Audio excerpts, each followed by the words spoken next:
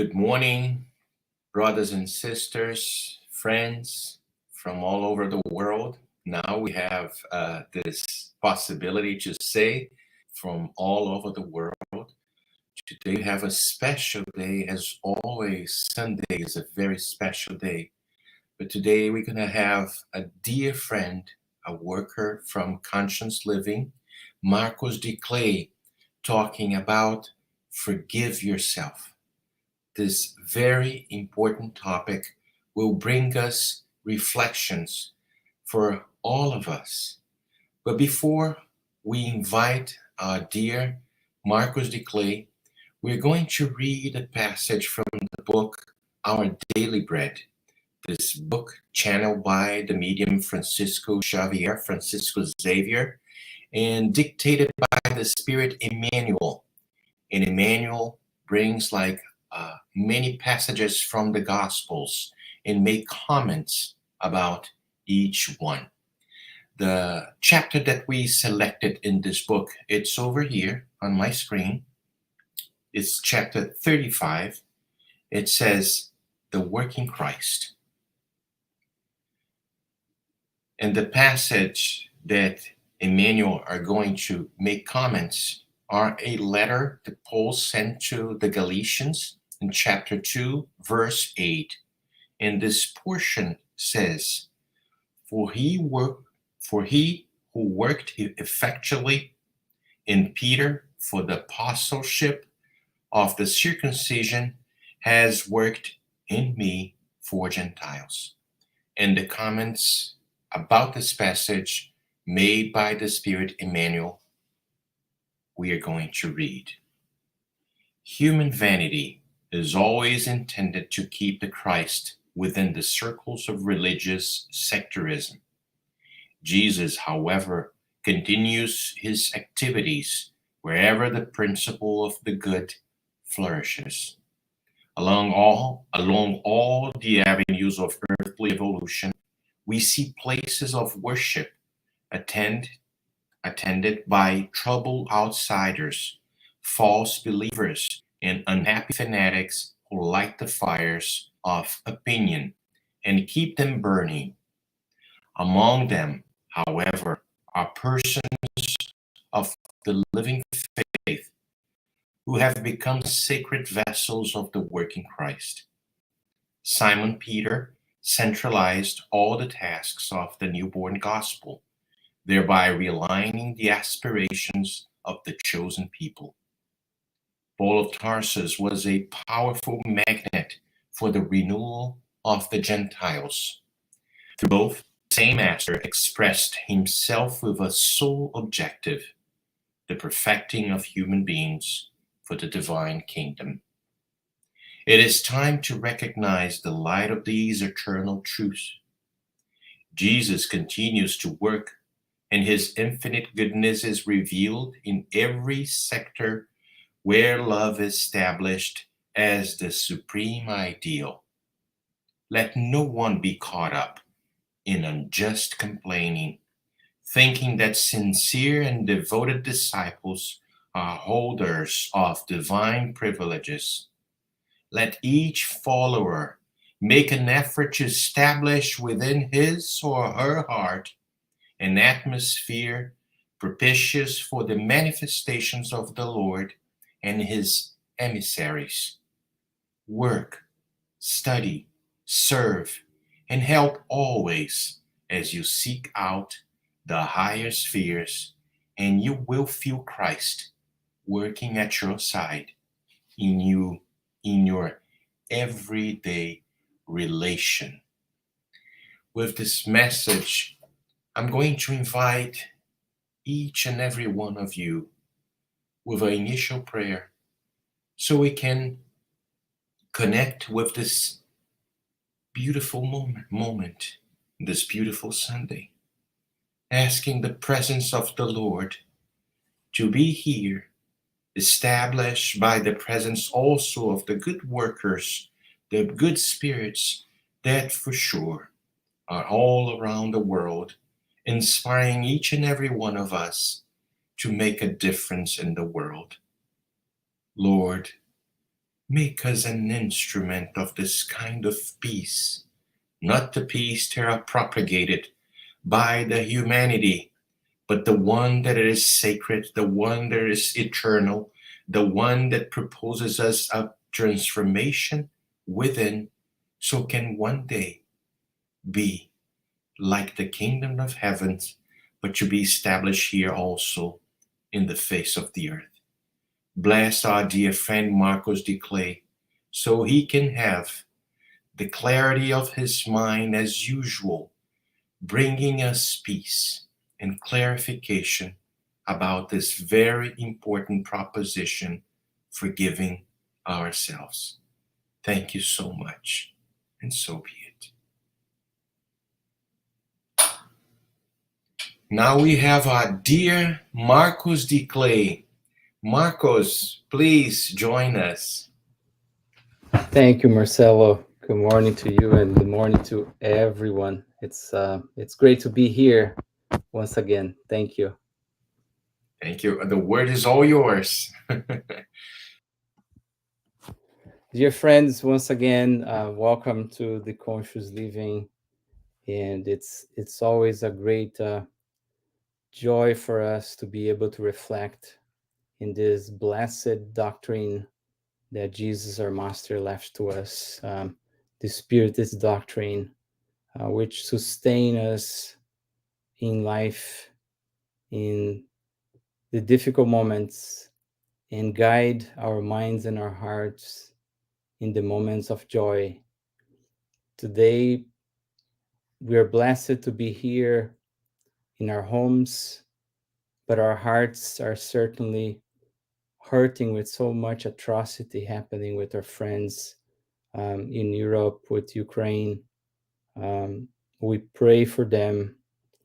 We pray for the Russian authorities, the soldiers, and we pray for all of us around the world who, in different scales, make decisions often unfortunate and unbalanced, creating so much pain for ourselves and for others.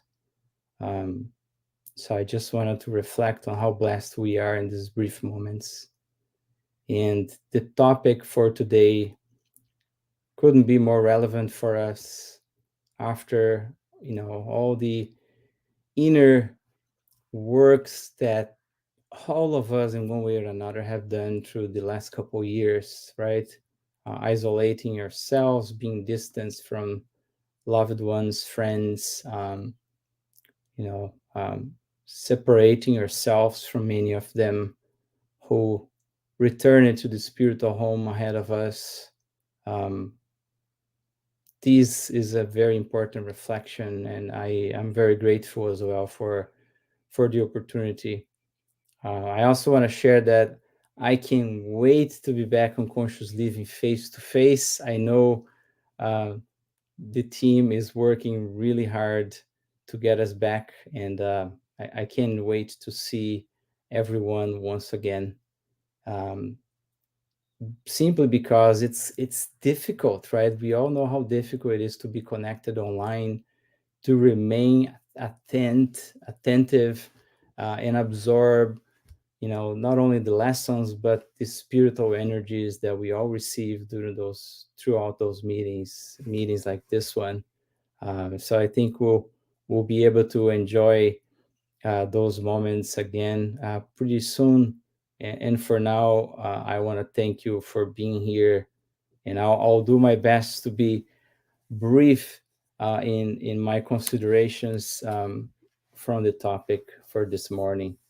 And we're talking about forgiveness. And if we think about all the lessons that Jesus not only exemplified, um, but left to us in his conversations with the disciples and everyone, forgiveness is certainly one of the central topics.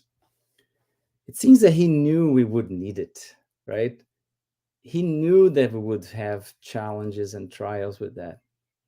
And we can think about forgiveness when the disciples ask him to teach them how to pray, and until this day we think about the beautiful, prayer that he left to us with our Father, when he said, Father, forgive our debts as we also forgive those, um, our debtors, right?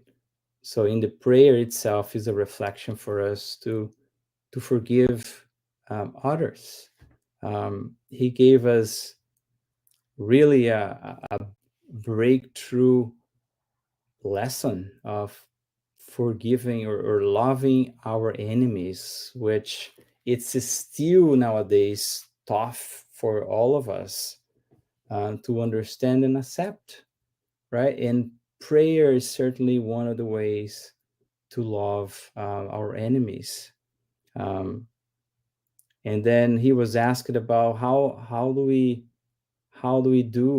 um, forgive our enemies, or how many times shall we forgive? 7 times. And we all know the passage, you shall forgive 70 times 7, which means you forgive as many times you need.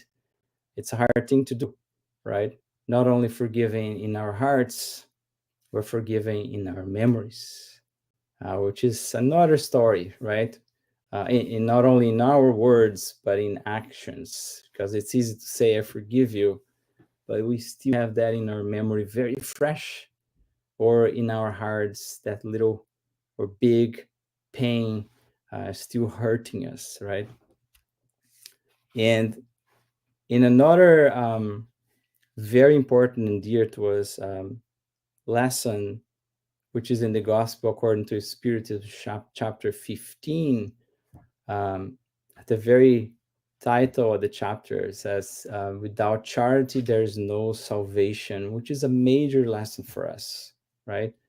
Every single, um, spiritualistic philosophy or religion or spiritualist belief is concerned about salvation, right? Um, which Dr. Bezerra de Menezes translates to us, a salvation being, um, the action of freeing ourselves from our own ruins from the past, right? The old man, the old women, um, which walk it through life, making bad decisions, unfortunate actions, mistakes, um, leaving all that behind to decide to follow what Jesus taught us, right? Left us is the path, to our happiness, to our destiny of happiness, uh, planned and prepared by the Creator to every single one of us. And in this, chapter, we're bringing this up because it's very interesting to see how Jesus understood charity. And Marcelo always reminds us of the beep in Portuguese. In English is the BIF, right? What is the definition or the understanding of charity from Jesus, right? That Jesus taught us. It's really the benevolence towards everyone, right? The indulgence towards the imperfection of others. And last but not least is the forgiveness of the offenses. So even there, when we think about charity, that we may not always connect with forgiveness of offenses. Very often we think about charity as, giving aims or giving something material to someone. Forgiveness is right there in its essence, right? As a pathway to salvation, as a pathway to transform ourselves and build a better life to all of us, a better humanity. And then one more passage here that I wanted to bring for us, just to set the stage on how this is important to all of us, um, and bring to the context of the lecture, which is really forgiving ourselves. And a lot of these teachings has an external perspective, right? Forgiving others is when in the Gospel of Matthew, the book of Matthew, chapter 12, verse 40, Jesus is asked about the greatest commandment, right? One of the Pharisees asked him, Teacher, what's the greatest commandment? And Jesus replied, love the Lord your God with all your heart, with all your soul, and with all your mind. And then he complements, and this is the second. Um, love your neighbor as you love yourself. And Jesus, as the sublime teacher, he couldn't give us this lesson without pointing um, to one of his bright, how would I say, methods, right? Like a lesson plan guiding us through how to achieve that. He really pointed us to an inner look at ourselves, right? Love your neighbor as you love yourself, because he introduces the notion that we gotta start with ourselves, right? It's the core of the invitation from Spiritism in our inner transformation. How can we change the world, transform the world if we are struggling internally? In an analogy, we think about an onion, right? Where we see multiple layers of that onion, and sometimes we spend life working on those outward layers, and things don't work as well as we wanted until we realize that we have to start from the inside, right? And things will work from the inside out, not from the outside to our internal.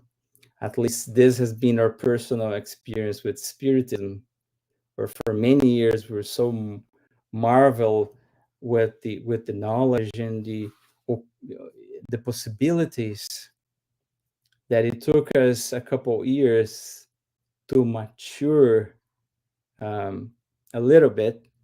We were still quite immature, but it was enough for us to realize that the goal is to introspect, to observe, to change ourselves, right? And then gradually, through our examples, but most importantly, Jesus told us that he came to change hearts one by one.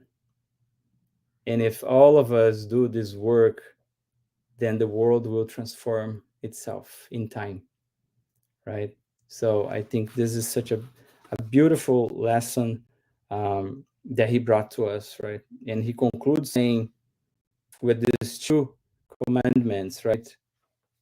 We have the sum of the all the law of God and all that the prophets brought, right? Which is very sublime. Now we really struggle still to love to love others, and we still struggle even more to love ourselves, right? And this is one of the core objectives for us, and this is why we are here on this blessed planet, to love as Jesus loved us, the unconditional love, which is still far for our own understanding because it's difficult, but it is our destiny, and we'll go, we will walk that path day by day, step by step. There's no doubt. Now, we were reflecting on some of these, right? About our ability to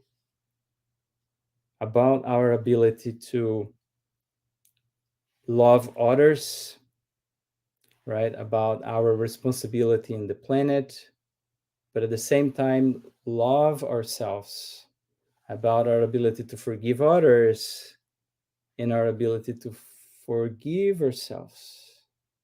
And for many of us, and personally, it has been a conflict for me, and I think it still is, and I'm still working on that.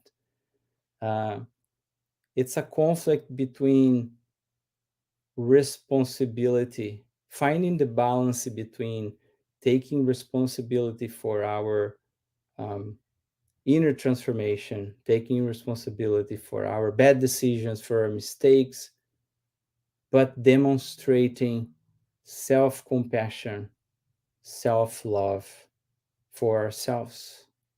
For more that we are making mistakes, today we are the best version of ourselves ever, right? To all of us here, let's digest this a little bit, right? One more time. We may have been living for millennia in numerous reincarnations, made many mistakes.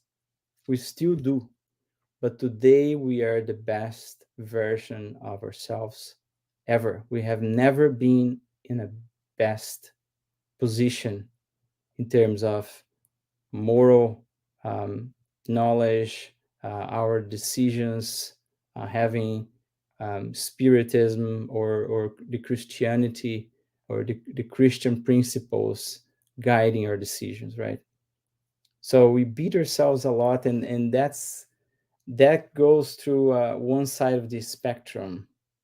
And I want you to think about a line, right? If you have a piece of paper in front of you or in your mind, think about a line. And we'll think about two sides of an spectrum here, a range.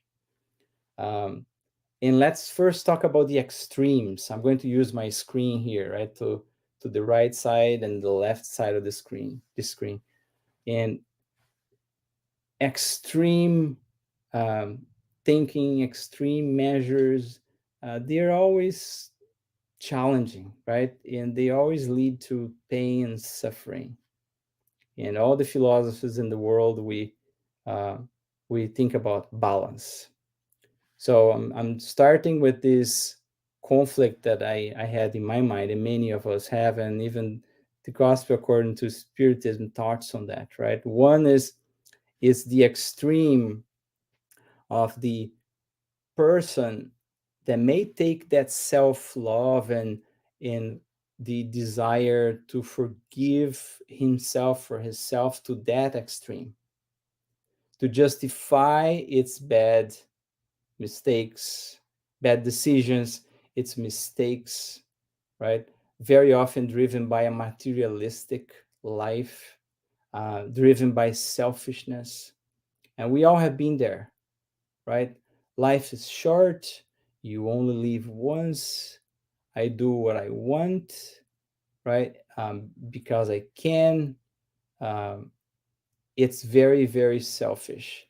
It's a life where one does not take responsibility for anything. It's a life of taking advantage of everything, right?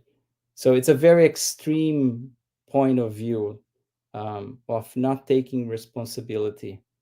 And if we read the Gospel according to Spiritism, chapter 11, 1911, on selfishness, right? That is the center of that thinking. We all have been there. We all have a little bit of that, right? Where we think about forgiving us. I am imperfect. This is how I am. I was born this way. Never going to change. We all have thought about it, spoke about it, act like it, and sometimes we still do. So keep this extreme in mind where we take no responsibility. The challenges in life, we just take it. Oh, poor me, right? I deserve a break. Maybe the next incarnation.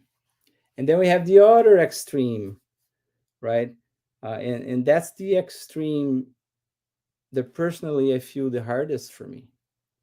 Um, it's the extreme that we have a hard time forgiving ourselves whenever we make a mistake, whenever we are unable to fulfill what we wanted to do.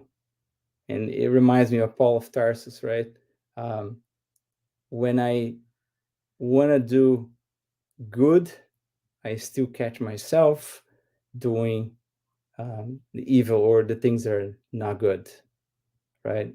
We are all going through that journey, but that is the extreme where we don't forgive ourselves. We beat ourselves because we feel that we should not and we cannot make this or that mistake.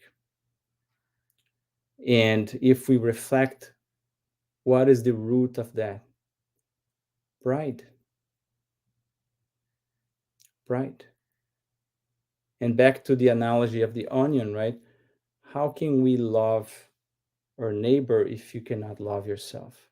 How can you learn to forgive your neighbor if you cannot forgive yourself? Because if we expect perfection from ourselves, guess what? We will expect perfection from our neighbors as well. And then we may say that we forgive, but we won't forgive. And that will reflect in our actions and how we treat people, how we judge people, how we look at people, right? So this is another extreme of the mindset. Again, focus on pride because we think we are better than we are, or we are more than we are. We are sons and daughters of God, right? We are destined to happiness, but we are very imperfect. And that's why we are in a planet of trials and expiations to learn. So, in this extreme side of the spectrum, we have the thoughts of worthlessness, right? We have the thoughts of punishment, um, and we create a lot of that in our minds. And we'll talk a bit more about this, right? Guilt and regret. And I'll pause for a moment. I just want to ask the team here who is with us, does this resonate with you all? Maybe you just add a little note to the chat, right? Whoever um, feels like it, because it's very dear to us, um, and we struggle with this for a long time, and we still do struggle with this, right? And we know the extremes are never healthy for us. We gotta seek that balance, and that's where we're going to get into in the next couple minutes, right? How do we move out of these extremes to get into this um, balance, the healthy balance? Okay, I haven't seen any comments, but I am move on, right? So there is a book that I really enjoy very much called Thought and Life from Emmanuel Chico Xavier, which is a marvelous book.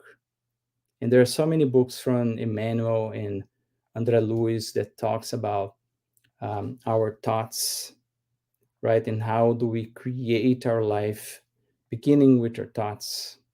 And this is well known by scientists, psychologists, right? Dr. Stephen Covey, which is I'm a big fan of his works. On his book, The Seven Habits of Highly Effective People, one of the habits that he describes is things are created twice. Everything is created twice. First in our minds, and second in the life around us, right? And in the book Thought and Life couldn't be different. As we know that the the ideas come from the spiritual world to us. In the chapter 22, there's a elaboration on how our thoughts actually influence us, and our thoughts are quite linked to our ability to forgive ourselves, on how we see ourselves, how we see others, right? That's why we would like to spend a few minutes on this. And one of the things that we learn here is that our that Emmanuel elaborates to us is that our thoughts operate in a closed circuit environment. closed circuit. What does that mean, right? If you think about the light switch on the wall, right, in the room that you are right now, if you turn the switch on, the light bulb in your room is on, right? Because that circuit is now closed. The electricity is it's flowing and going to the light bulb, and that is generating heat and light. So when the light bulb, your switch is on, the circuit is closed, you have the light. If you switch off, then that circuit is open. There's no electricity flowing anymore. Your light bulb is off. So you have the light switch on the wall. But here's a manual telling us that our thoughts operate in a closed circuit, period, which means there is no switch off. It's like your cell phone, right? We have the Wi-Fi connection, and you see the little signal, right? The little waves on the right side of your phone. If you go to the airplane mode and switch, that turns off everything. Our minds, we don't have an airplane mode. We are on all the time. We are always on. And we're saying this because when we're thinking about our mistakes, right, our errors, um, when we are even considering self forgiveness, right, we're doing an analysis of ourselves and our actions or our words. We are always connected with the other minds around us or far from us, right? We are immersed in the spiritual realm thanks to the universal cosmic fluid, right? The breath of God that is everywhere. Our minds are connected with all the other minds. And every time that we connect, we have negative thoughts and sustain those negative thoughts. Those thoughts are flowing around, going distances and vibrating, connecting with other minds having similar negative thoughts. And that energy keeps compounding as it goes through those other minds and comes to us like a boomerang. And when it comes to us, we got that impact because it comes back much bigger than it was. Again, Marcus, are you saying we cannot have negative thoughts anymore? I cannot wake up with a bad mood or something like this. I'm just mad with so and so. Of course not. We are humans, right? Our mood oscillates, and we have conflicts and challenges at home with the kids, with the boss, with the coworkers. But it's natural part of life, and we let go, right? Something happens and we let go. The challenges is when one particular idea, one particular thought, particularly negative ones, come and stay, and we persist, and they make home in our minds, and that keeps circulating around, right? That is the danger for us. They come back with greater strength and very often overpowering our will, our desire to change, to dust ourselves off and move on. That's when thoughts of sadness and sorrow, or even depression or worthlessness, right, or hopelessness, or thoughts of abandonment or irritation and anguish. I trust you all can picture yourself in a situation like this, right? Where um, you just got overwhelmed um, by negativity and hopelessness, which is a very dangerous thing, right? So I would like to leave us all with this lesson from Emmanuel, and it's in many books from André Luiz about how powerful our thoughts are and how we are all connected, and how dangerous it is when we start nurturing these negative thoughts, sustaining them for a long period of time, because this will certainly lead not only to affecting our mental health, but also um, our spiritual connections, opening doors for um, spiritual obsessions, even affecting our spiritual body, our perispirit, and leading even to psychosomatic diseases, right? Affecting our physical bodies. And this has been over and over uh, demonstrated by science, proven by science already. Those are the psychosomatic disorders that are well known, right? Stomach problems, chronic pains, sleep or eating disorders, which it could evolve even to serious um, illnesses like alcohol or drug addiction, or even forms of cancer that combined with other factors can leads into serious diseases like those.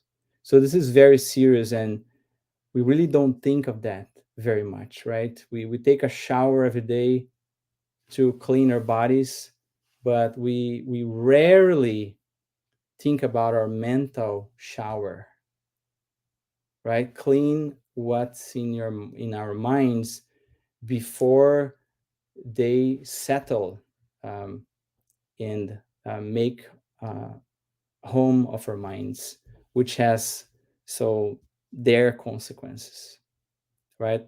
Now, a very important comment here that is actually in the book Thought and Life, the lesson 28 is not all diseases and illnesses are originated from mental processes. Of course not, right? There are challenges and illnesses that we may have been born with, or they are generated by other decisions that we had. However, we can affirm, says Emmanuel in our dear Chico, that our mental life processes that we just described here, um, our mental state, our thoughts, can have a positive influence over all illnesses.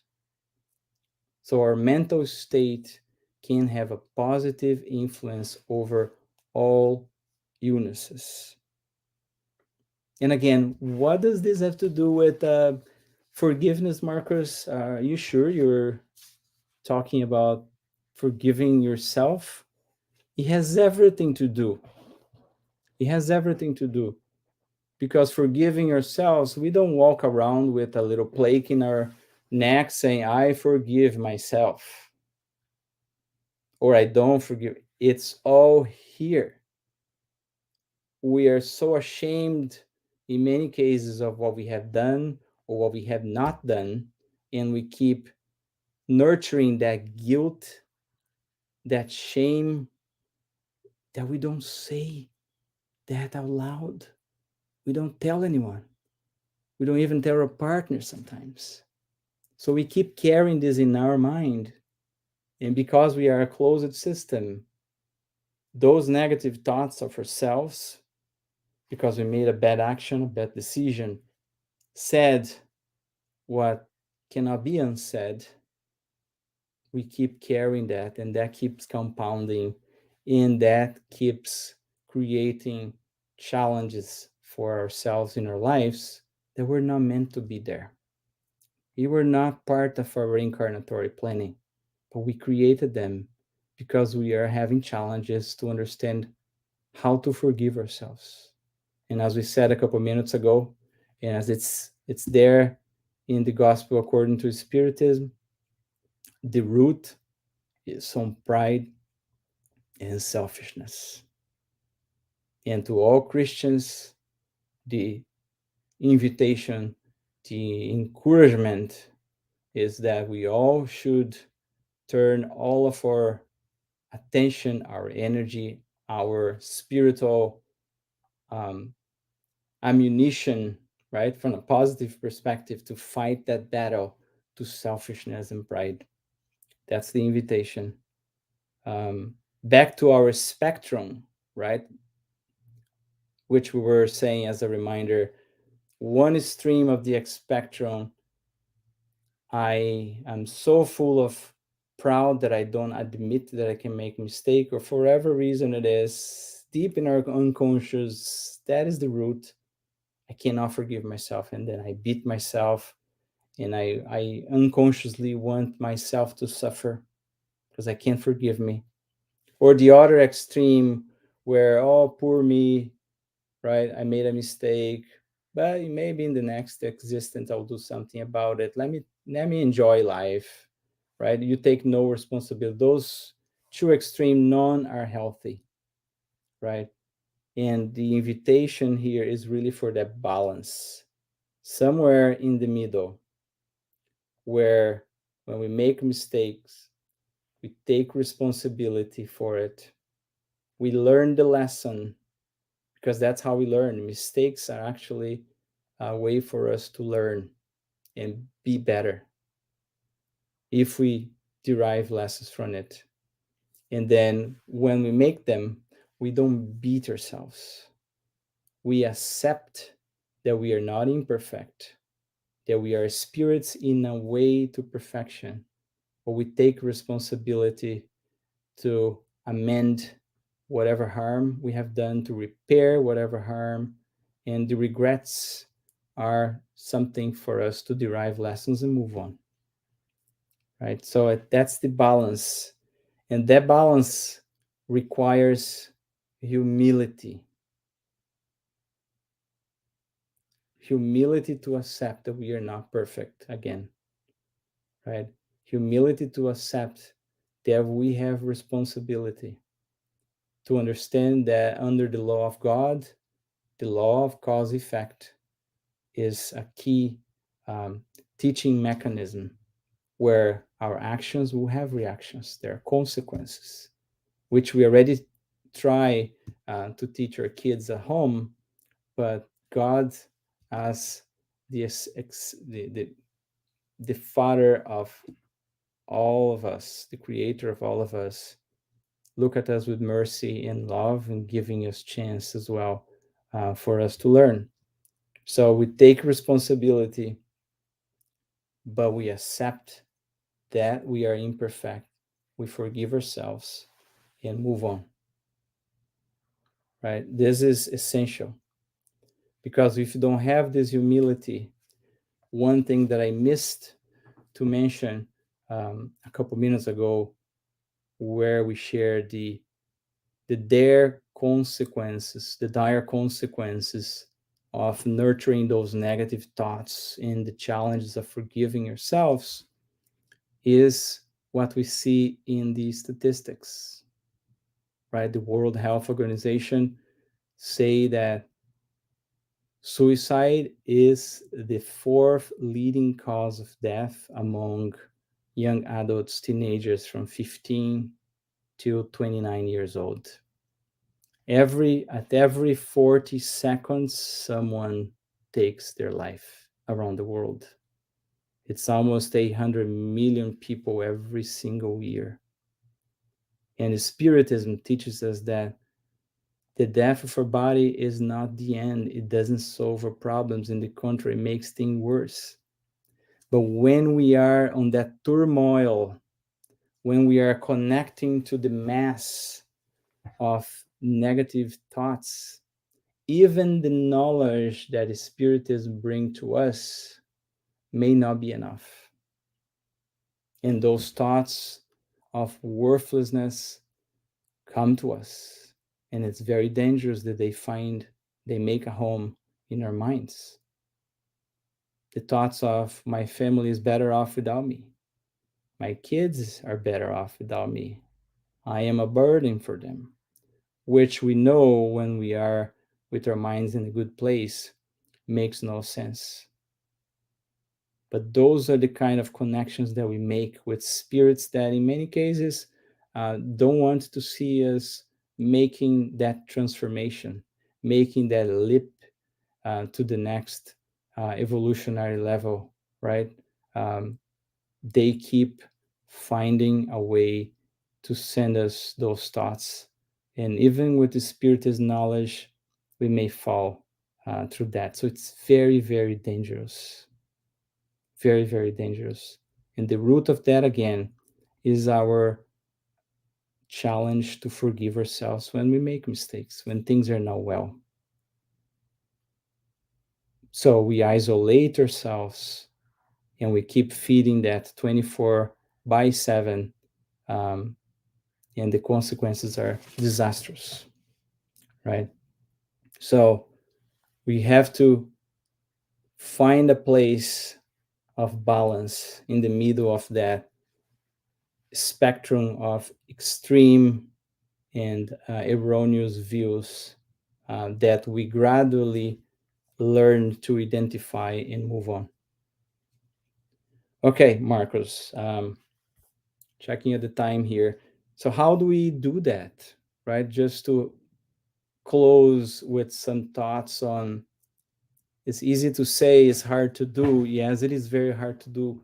So, where do we start, right? If we all, or if some of us identified ourselves in one moment or another in our lives, so if we all can find ourselves in this situation tomorrow, how do we get out of those extreme um, places and find that balance, the healthy balance that can give us the strength to move on? So, number one, and I won't extend too much on this one because we hear all the time, and I love when we hear things all the time in spiritism because it takes a long time for us to learn, sometimes many lives, right?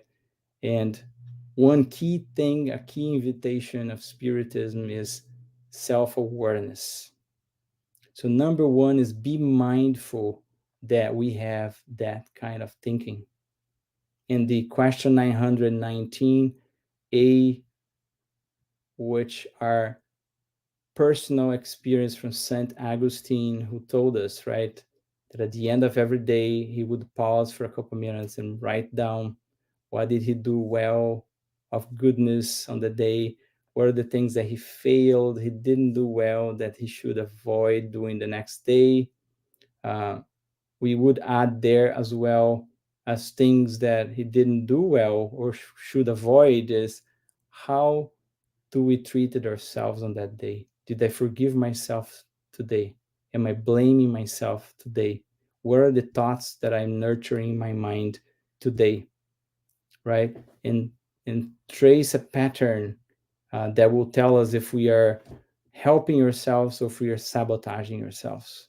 So if you can take a read at 919A, even 919, but it starts with self-awareness. And I know some of us may be tired to hear and see uh, or listen about those questions, but simply because they are fundamental to us. And if we are still suffering and we are still having challenges, it means we haven't absorbed that just yet.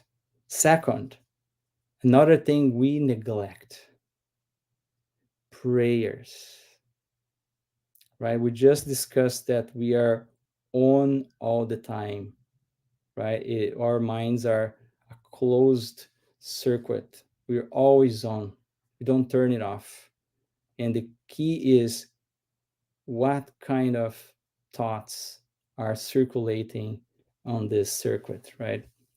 And prayer is a great way to connect with the creator, with the energy source of the universe, with God, right? Absorbing the blessings, absorbing its reserves, and reflecting the laws of constant renovation. So prayer is a moment for us to take that mental shower, right? To drop all the negativity and to absorb positivity. And it's also a moment to reflect in our words because the words themselves, they don't matter anything. Which matters is what we feel sincerely in the bottom of our hearts. Because as Paul of Tarsus also said, God knows what is in the bottom of our hearts, right? And we also know, and our minds also know. So we better be truthful and honest with ourselves to begin with, uh, in a prayer, right? So a prayer is the divine circuit. And those are the words of Emmanuel, right? And I just felt that so beautiful. And very often we connect to this divine circuit, right? We ask for help, and the divine creator always responds via the same principle of reflection, because we are all connected. I felt that's so beautiful. So number two here, how do we change that? Prayer.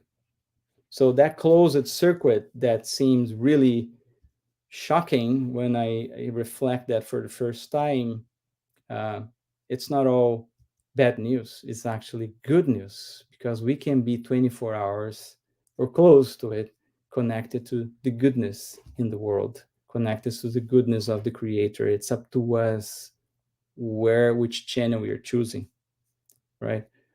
Number three, things can get really hard, and we cannot neglect to seek for medical assistance. Sometimes we need to, right? A psychologist. There are cases of, you know, patterns of negativity and self-sabotage, right? And self-harm, that we have to seek help, professional help, with a doctor, with a psychologist, a psychiatrist. Sometimes it's a case of medication. We have to. God gave us the science and the knowledge for us to use for our goodness. And we have to keep that as part of the list, right? Um, Next is, we just mentioned at the very beginning, our spirit is center, right? Seek also spiritual help. It's a balance for our holistic being.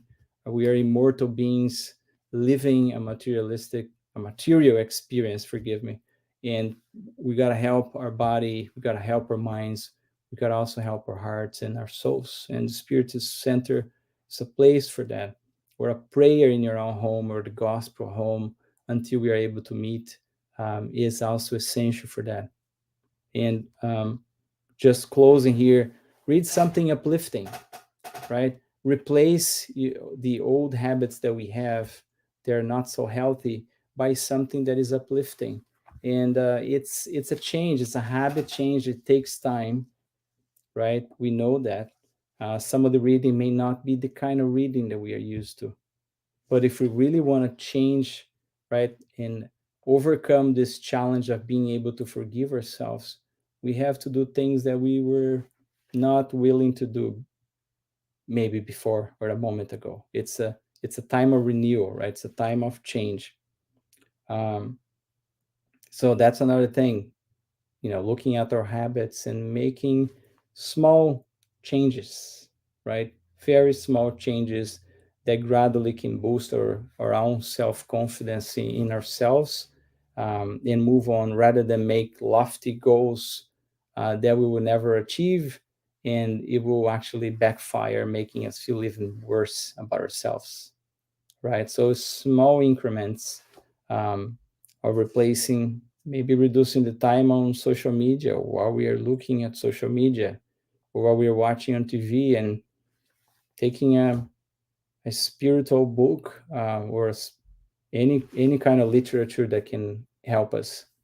And since we are speaking about literature, I want to read a message here to close. It's short, but it's very powerful, and it gave me great strength to overcome my own challenge to forgive myself from my mistakes. It's from Leon Denis, from the book The Problem of Life and Destiny, and I truly recommend this book. And the lesson is the lesson called Willpower, right? Reminding of Andre Luiz, when he describes in one of the books about the mental house, he says that our mind has multiple departments, but the, the department of willpower is the command center of our mind. And we have neglected this for so long. And Leon Denis brings a few words of encouragement that I felt quite powerful. And I really would love to leave you with these. My will shouts to me, he says. Forward, always forward. More knowledge, more life, divine life always. And through willpower, I will conquer this fullness of existence. I will build myself a better personality, more radiant, more loving. I left forever the inferior state of ignorant beings, unconscious of the value and power, unconscious of their value and their power. I affirm myself in the independence of and dignity of my conscience and extend my hand to all my brothers and sisters, saying to them, wake up from the heavy slumber. Tear up the material veil that envelops you. Get to know yourself, to know the powers that are within you and how to use them. All the voices of nature, all the voices of the spiritual plane exhort you. Get up and walk. Hurry up and conquer your destinies. Unto all of you who bend under the weight of life, who believing that you are alone and weak, let yourselves fall into sadness and despair, or aspire to nothingness. I hereby say, nothingness does not exist. Death is but a new birth, a journey to new tasks, new jobs, new harvests. Life is universal and eternal communion, which connects God to all his children. Unto all of you who believe you are worn out by suffering and disappointments, poor souls afflicted with hearts seared by the harsh wind of human trials, all of you hurt spirits, torn by the iron will of adversity, I hereby say, no soul is incapable of rebirths and new blossomings. You just have to wish, and you will feel awakened within your known forces. Believe in yourself. Rejuvenate yourselves in new lifetimes.